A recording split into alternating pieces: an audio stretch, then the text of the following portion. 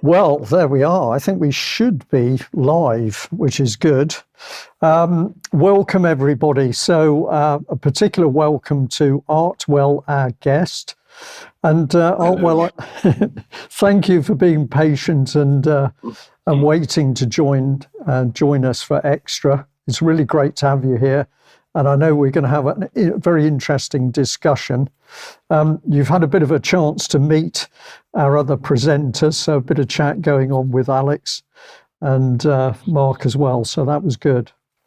Now, what do I want to say? I think I'll just bring on the subject to Richard D. Hall again, which I ended the news on, but I do think this is absolutely critical. I'm very interested, or I would be interested to know whether the BBC was actually funding, effectively putting in funding to make this court case happen.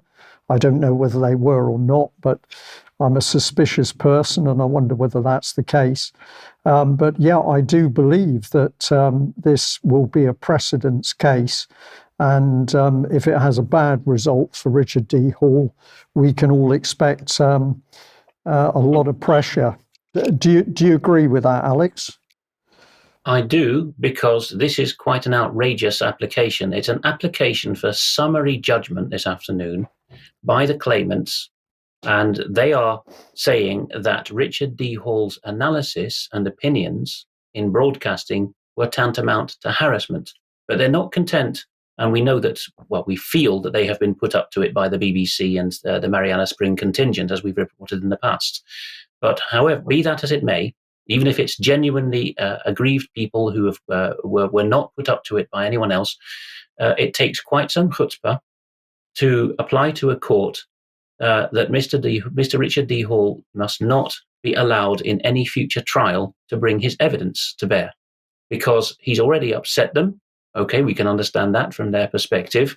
That is tantamount to harassment. No way, Jose. But they go on to say that there is no merit in his research, and because there would be very likely no court judgment in his future, in his favor in future, if his material were brought into a public hearing, therefore he must not be allowed to bring it into the current proceedings against him, because apparently a public inquiry has already done a stitch-up and said that Mr. Hall's version is wrong. Therefore, this evidence must never see the light of day in a court. So it takes inspiration from several sectors. It has a whiff of the social services wicked mantra, risk of future emotional abuse about it. It has overtones of this is not good for das Volk. It's not in the greater good or public interest. And it also has overtones of the new, which I think Sir Keir Starmer is responsible for, the lower threshold for the Attorney General for England and Wales taking over private prosecutions. They are still allowed in England, Wales and Northern Ireland. And they're the Attorney General since Starmer's time, 2009, the last time we had a Labour government, has lowered the threshold for what's called a nolle prosequi, the Attorney General throwing the case out to the threshold of the Attorney General's office doesn't think that a court would convict. It used to be that there's no merit at all.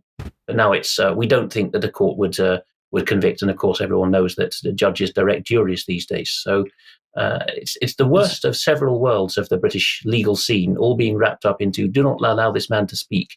He's already been decided as a person of no value. Yeah. All right. Thank you for that, Alex. Well, we will cover more on it. Let's turn to Artwell.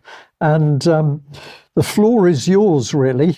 Just introduce yourself a little bit for the UK column viewers and listeners, Artwell, and tell us about what you're seeing with these low-traffic neighbourhoods. You're describing them as roadblocks in Oxford. But tell us about yourself and what you've been up to. Okay, well, I've been a UK column listener for quite a while, and I've attended a few of the conferences in the past. And with the help of the UK column, because it really is the only broadcast out of England that addresses what I call local issues. There's a lot from the United States, as you all know. I think it's important that it's here that we support it, and that it's because it's the only one looking at the minutiae of local government, local issues here in England. And on that topic, right now in Oxford City Council and Oxford's County Council is controlled by the Labour, Lib Dems and Greens. And we have seen an absolute avalanche of green policies that take the form of what I call East Oxford's roadblock policies. What they have done, they've cut off all the roads leading off to the main thoroughfare, so you have to just stay on the main thoroughfare. UK column, it has caused congestion, chaos, confusion, delays, ambulances and firemen and so forth. It's absolutely awful. But despite this, the county council who run this, they're still going full blazing, ignoring totally what the local people think. And I want to just say this now, that last week I was sent something from the Daily Telegraph, which was saying that, and I find this quite frightening. It was saying that apparently the Daily Telegraph says that 100 councils have made anti-democratic pledges to beat the government's own net zero targets. And this organization is called the UK 100, which is bankrolled, according to the paper, by green billionaires without consulting voters. And it goes on to say that if you are wondering why so many local councils seem hell-bent on damaging anti-motorist policies, this may explain it. And I feel in Oxford, this is exactly what we've got. The article then goes on to say, if you want to find out if your council has these consultants who come from these UK 100, put your email in. So I put your postcode in. So I did. And of course, without any surprise to any of you gentlemen, Oxford City Council has signed up to this UK 100 bankrolled by green billionaires. And it explains why we can't seem to get any traction. I really want to say, and I really want to encourage with all my heart, UK column viewers, it's local elections in about 3 months' time. Please consider standing as an independent, because it's the only direct way that you have of trying to make an impact.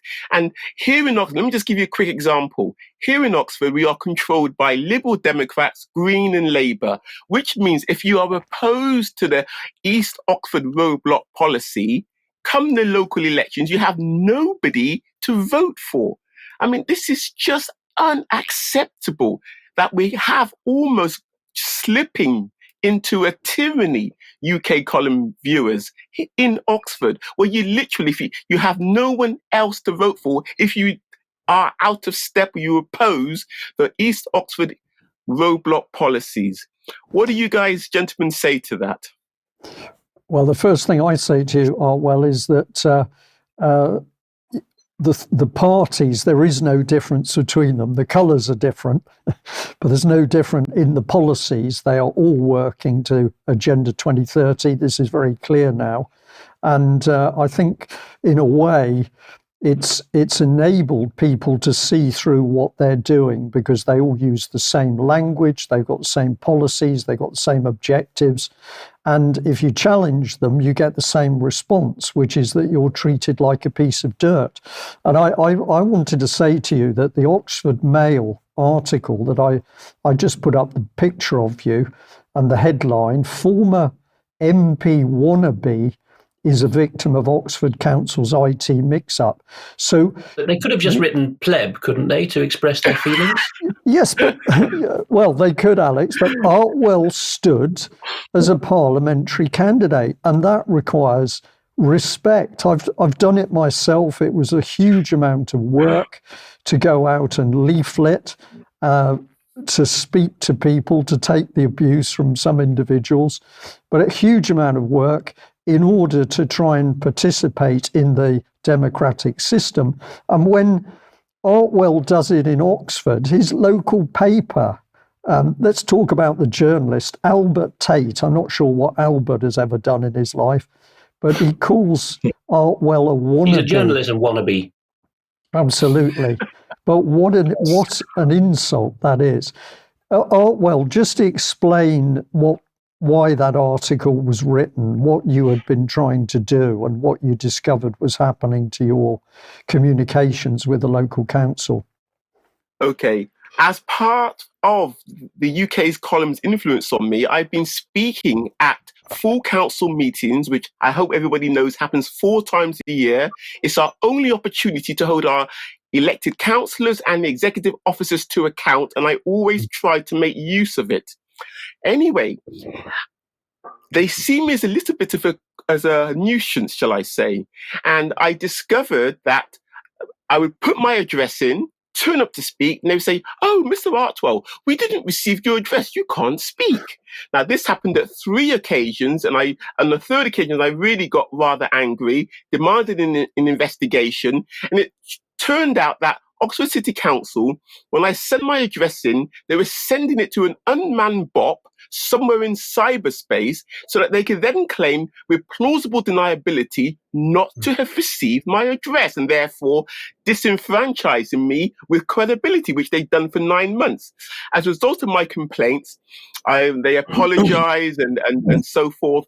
And then I took it to the paper and asked the paper to publish. After a lot of persuasion, they finally persuaded to publish the piece, which Mr. Gerrish has quite kindly put up there, in which the reporter described me as a wannabe. But that is the background to the story. The report on the fact that they disenfranchised me for 9 months. I couldn't speak.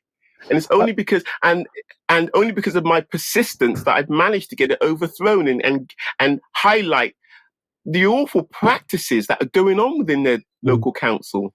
Oh, well, would it be fair to say that because you've been challenging the council over quite a few years, that they decided to put you in the naughty box and simply try and ignore your communications? Because you've been a big letter writer, haven't you, for the local press?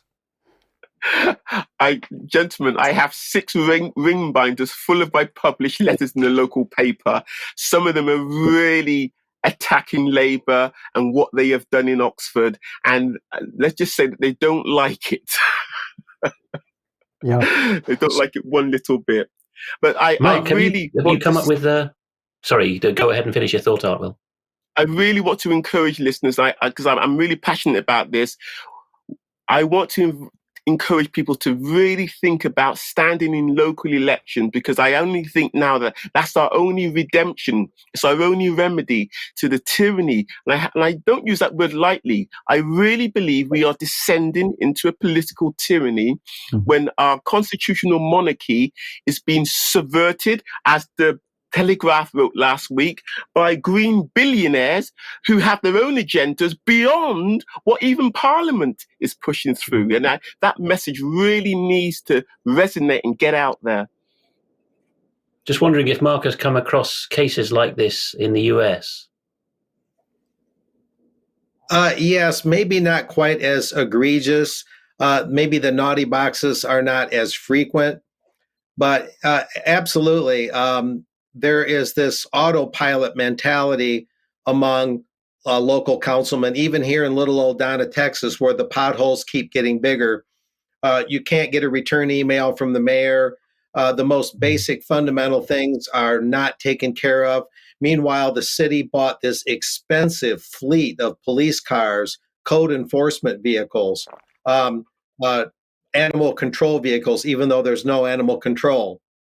And just a massive amount of spending on vehicles, police cars, fire department, and all these other vehicles, huge utility vehicles. Meanwhile, the roads underneath them, the local streets are crumbling. And you can't get a word in edgewise. And when the city council meets, it's on Tuesdays at 5:30 when everyone's still working.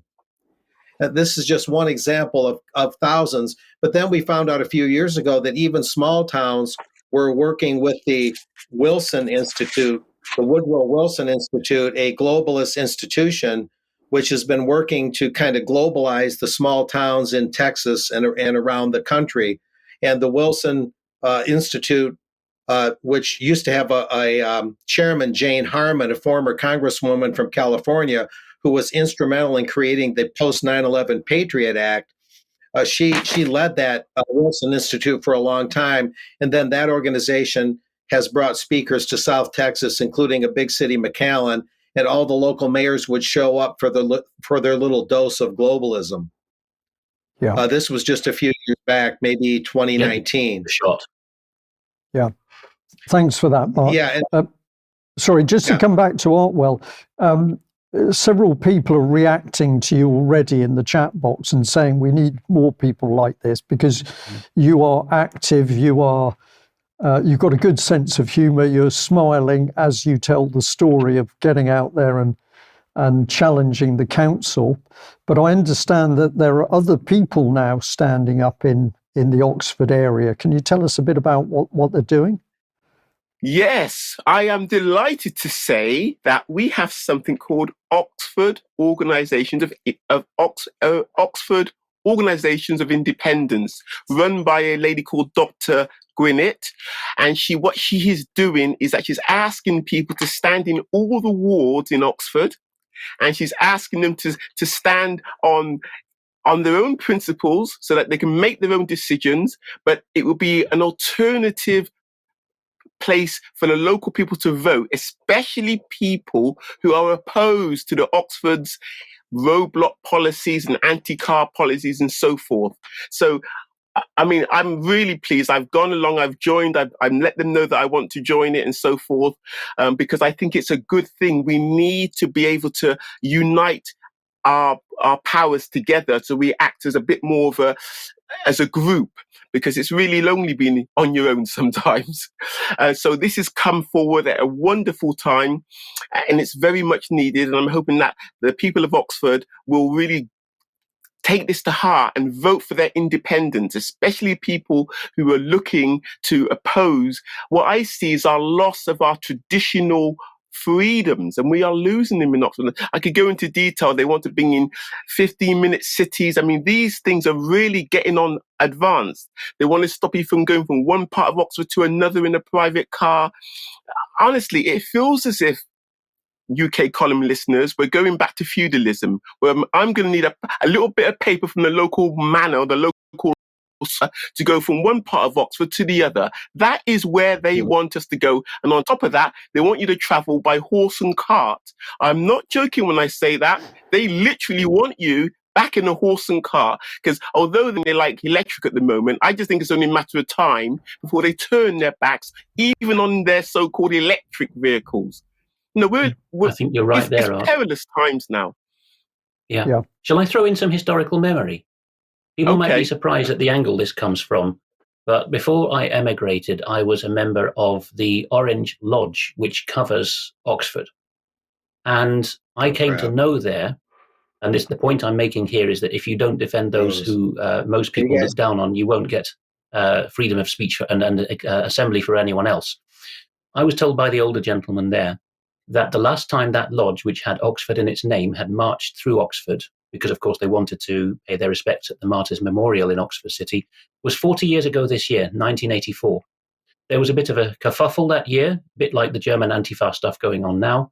And somebody high up in Oxford Police then told the lodge, that's the last time you ever march in this city. We will see to it. Don't ask who we was. It was the gentlemen who make up their minds on these things. And after that, anything it was the same year the Public Order Act, nearly the same year the Public Order Act was brought in 1986, but it was in the mid-80s when this legislation started wafting through.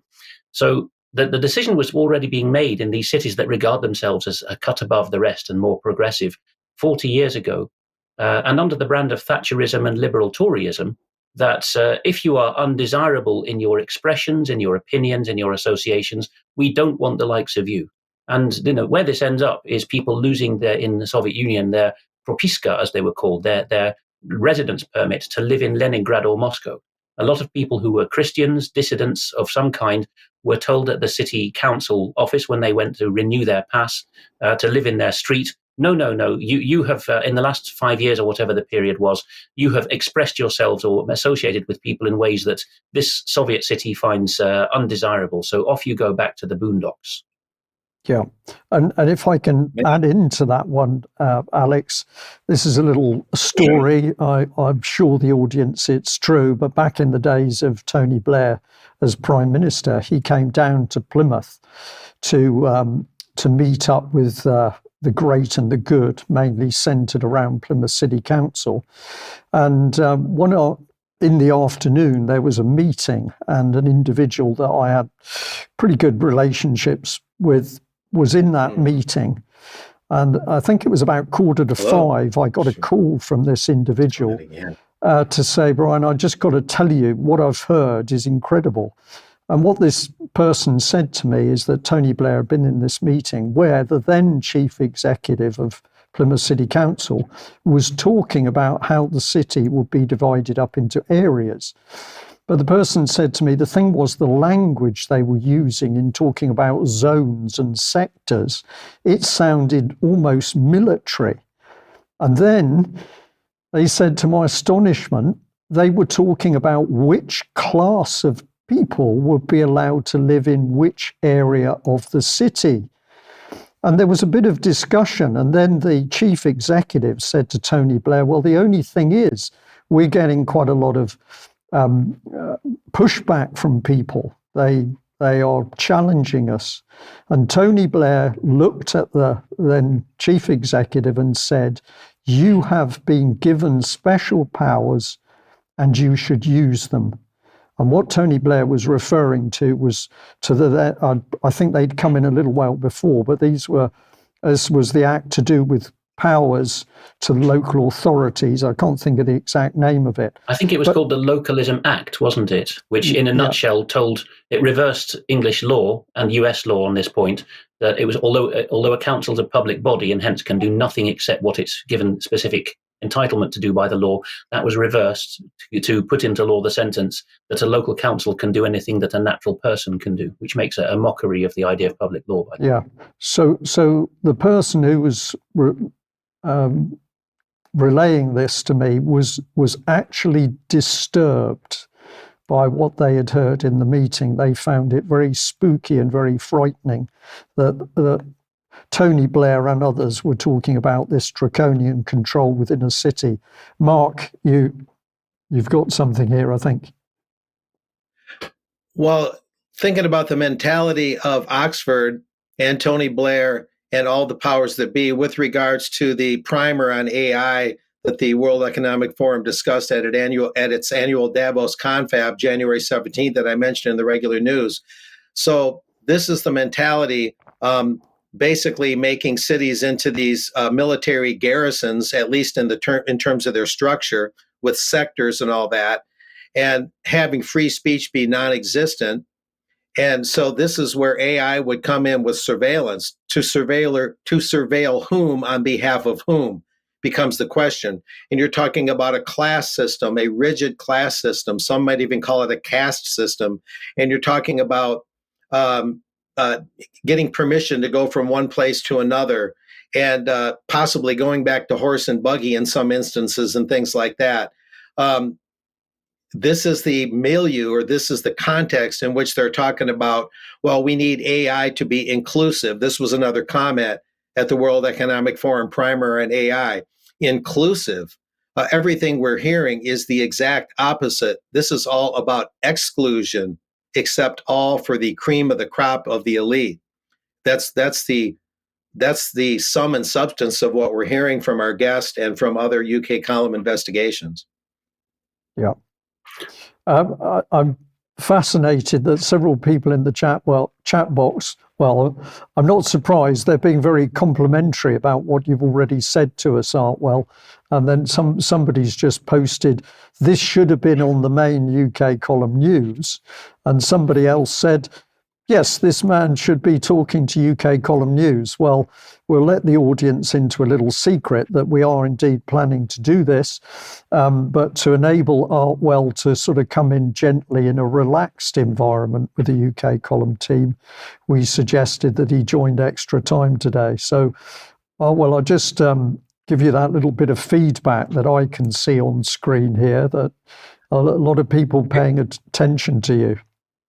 Thank you. You can't tell you how marvelous it is to have such wonderful people saying great things about one.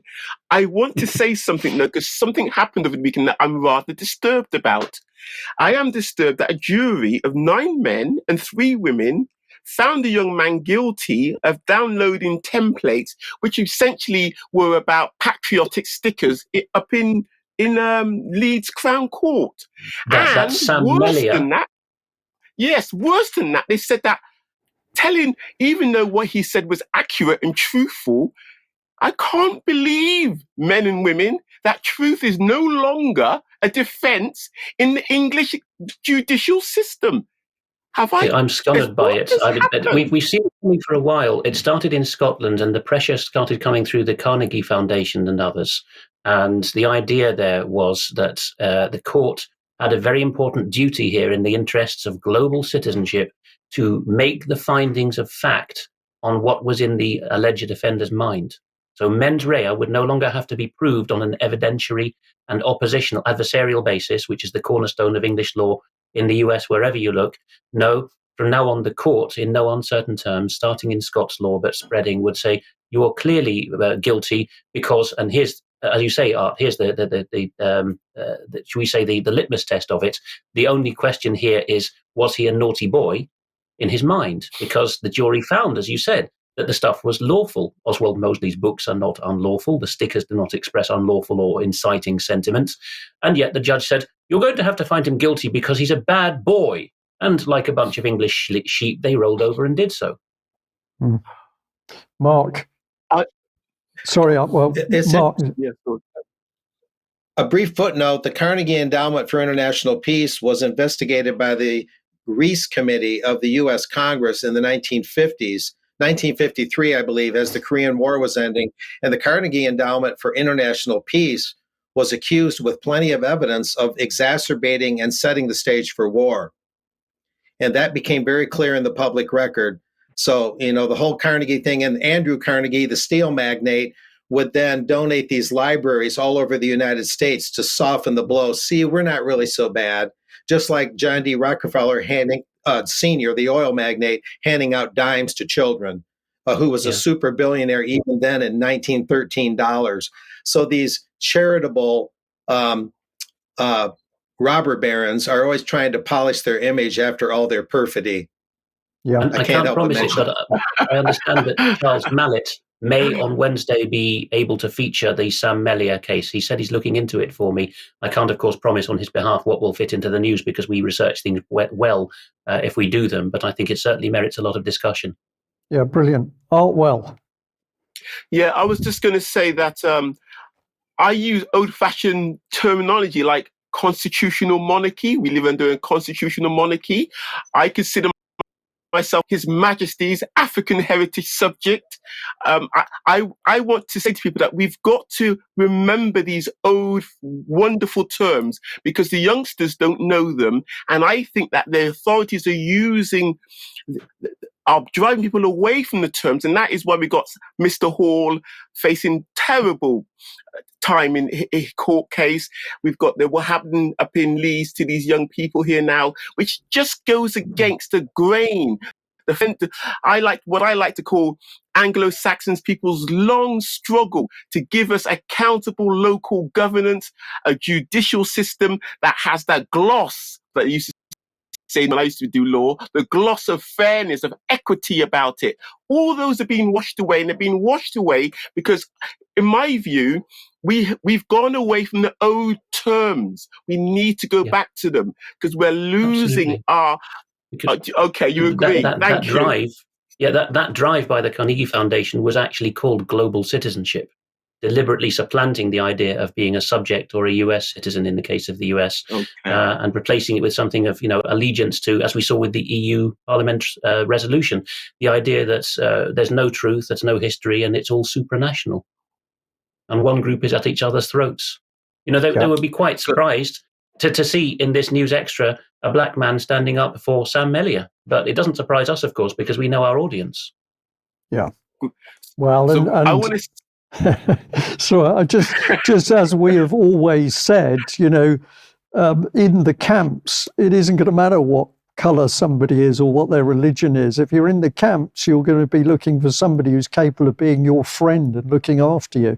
So I am actually encouraged by the way that we're actually seeing divisions fall away, because people are now starting to sense that something very nasty is installing itself in the country. So I think we've really got an opportunity to bring people together.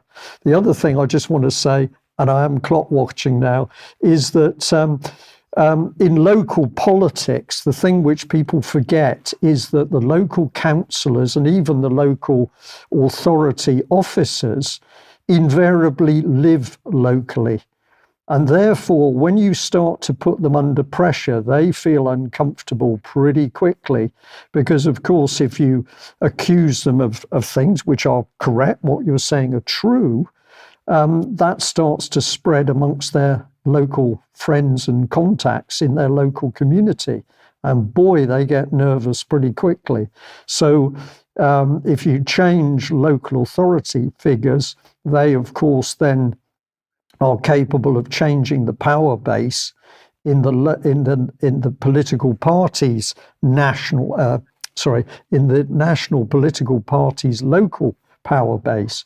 You deal with the councillors, you're already starting to deal with the national political parties. That's how I see it. May we close with a very brief clip from an American town hall meeting up in Burlington, Vermont? It gives away rather more than the young lady intended. I Sure. think we got that ready to roll. I hope, Stephanie, if you can manage that. How appalled I am that people are bringing up the Holocaust. Do not use other genocides to describe this one. I have been... Oops. Yeah. Interesting. Do need to explain sure. it in case people haven't got it, but it's... It's to do with a resolution being taken at local level on the disproportionate, as many people find it, use of violence against the people of Gaza, whether or not Israel has a right of self-defense, which is now something the ICJ didn't want to rule on expressly. But she said by her incautious wording that she was accepting that this was a genocide going on in the Gaza Strip. And then she covered her mouth as she realized what she'd done. Yeah. Okay. If I may, Go on quickly. yeah, the Foreign Affairs article that I referenced early in the main show about a next global war that just came out in that CFR journal, it used that same language that this is a war in the Middle East. Again, trying to say that there may be a next global war. Of course, there'll be rumors of wars to propagandize us. That's the ongoing war. Our own nations are working against us, so that's far worse than wars between nations, because that's theoretical, while our own nations oppressing us is real and every day, as we've described in so many ways. But that article completely misrepresented in Foreign Affairs this whole thing, calling it a war in the Middle East. It is not. It is a completely disproportionate and genocidal procedure and operation by the Israeli army. Meanwhile, we're going after the Houthis for interfering with shipping, international maritime shipping, and not getting Israel to stop its genocidal behavior. The contradiction there and the hypocrisy is just too thick to navigate. Okay, Mark, thank you for that. Oh, well, have you got any closing thoughts on any of those subjects? I just want to say that we live in a constitutional monarchy, not a democracy, and I think people keep getting those things mixed up all the time. I totally agree with the last sentiment about England. I'm very ashamed, viewers, that we are bombing one of the poorest countries in the world for interfering with shipping whilst ignoring, and I'm concentrating on the 7,000 young children that I see being pulled out of buildings and so forth. And it's so horrible. I can barely watch it sometimes. The disparity in what we're doing now with our foreign policy with Lord Cameron needs to be really looked at closely. I'm sure UK Column will do that anyway, but I agree with the sentiment that's been expressed. Okay, right. Thank you very much for that. Well, I'm going to say to you all, we're out of time. But I would just like to say to the audience that many of you are asking us to do more. There's been some comments today where people are talking about UK column putting on things in evenings. My response to that is we are very, very keen to expand the UK column, but we need your help to do that, because to expand our capacity invariably means that we need more people, and that means that we have to have more finance coming in. So if you really value us and you want to see us expand, then we have to say to you, please help us to gain new members, because this is the most important source of income for us. And we know that you've been good to us over a great many years, but I will also say to you, we sense that we are at the moment under great pressure. There is a backlash against media such as the UK column. There are many people who are poking very sharp sticks at us. They don't like what we're doing. They don't like the effect we're having. So we'll say, if we want to push all that to one side and expand the UK column, then we need help from our viewers and listeners to bring in those additional members. And I'm not shy of saying this, because it's only by getting stronger that we'll be able to do more and also help people who are embroiled in battles with the establishment themselves, such as Richard D. Hall, for example, but there are many other people. Okay, we've got to end it there. So I'm going to say, Artwell, thank you very much for joining us. It's been really great to have you on. And we will look forward to getting you onto the UK column news for some comment. I'll be talking to you about that. Mark, thanks for coming in from the States, and enjoy your coffee and bagel, which I'm sure is coming up. And Alex, not sure what you're up to now, but thanks for your time. We'll end there. Herrings. See you later. Soused herrings and Geneva was the killer dish I remember from my time in Holland. We'll end there. Thanks for joining me. Bye-bye.